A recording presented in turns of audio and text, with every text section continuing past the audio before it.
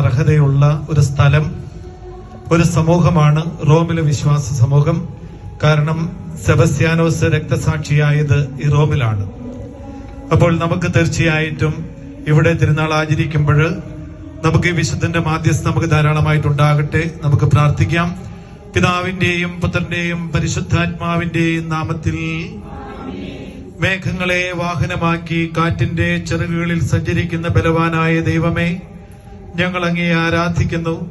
അങ്ങയുടെ ബഹുമാനത്തിനും വിശുദ്ധരുടെ ബഹുമാനത്തിനുമായി ഞങ്ങൾ ഉയർത്തുന്ന ഈ പതാക പിതാവിന്റെയും പുത്രന്റെയും പരിശുദ്ധാത്മാവിന്റെയും നാമത്തിൽ ആശീർവദിക്കണമേ. ഈ പതാകയെ വണങ്ങുന്നവർക്കെല്ലാം അങ്ങയുടെ സഹായം ലഭിക്കുമാറാകട്ടെ, ഇപ്പോഴും എപ്പോഴും എന്നേക്കും.